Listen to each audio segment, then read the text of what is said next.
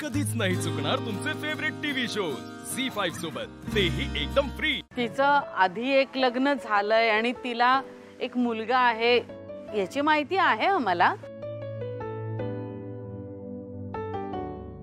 पण तिच्यासाठी तुम्ही मुलगा शोधताय की नाही याची कल्पना नाहीये, म्हणून डायरेक्टच विचारते, तुम्ही राग नका मानू।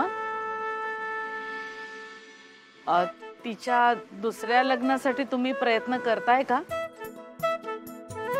नाही म्हणजे मगाशी झाडाला नारळ बांधत असताना तुम्ही काहीच म्हणत होतात।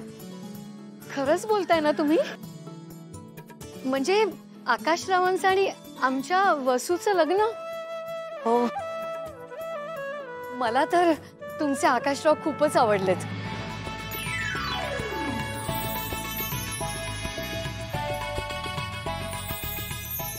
अहो, आपल्या वसूसाठी मी असाच मुलगा शोधत होते।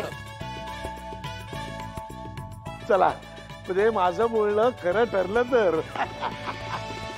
खरं सांगायचं तर मॅडम, तुम्ही इतकी मोठी माणसं आहात ना की आमची तुमच्या एवढी ऐपत नाहीये। अहो, ऐपतीचं काय घेऊन बसला? हे बघा, आमच्या घरात मुलगी पसंत पडणं ही एक खूप मोठी गोष्ट आहे।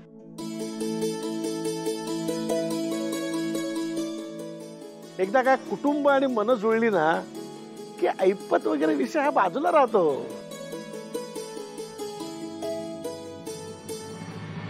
हा, आता या दोघी एवढं बोलतायत तर बघूयात ना, म्हणजे हे स्थळ पुढे नेऊयात।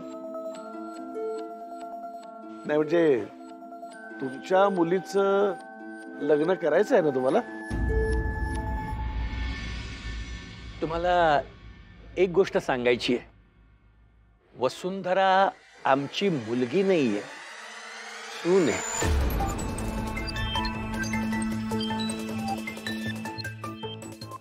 आम्ही दोघं सासू सासरे आहोत तिचे,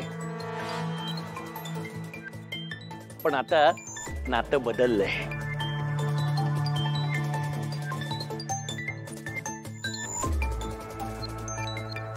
तुमच्यासारखे सासू सासरे मिळणं ही किती भाग्याची गोष्ट आहे। खरंच वसुंधरा खूप भाग्यवान आहे।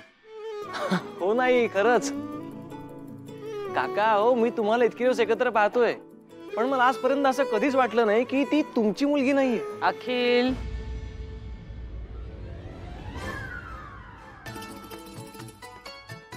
काय ना, कधी कधी रक्ताच्या नात्यापेक्षा घट्ट नाती अशी बनतात।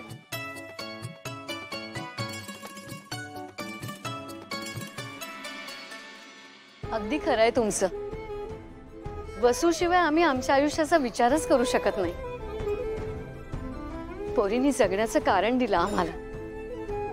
बनी आणि वसू आमचं सर्वस्व आहेत। आमच्या आकाशची बायको काही वर्षांपूर्वी गेली एका अपघातात।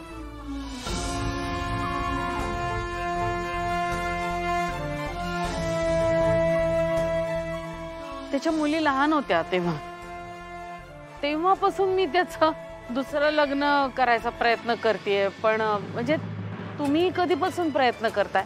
म्हणजे तुमच्या मुलाला काय झालं होतं? तो अपघातात गेला होता का? डिवोर्स? डिवोर्सचं प्रकरण नाहीये ना? झी5 ॲप डाउनलोड करा आणि पहा सर्व एपिसोड्स एकदम फ्री।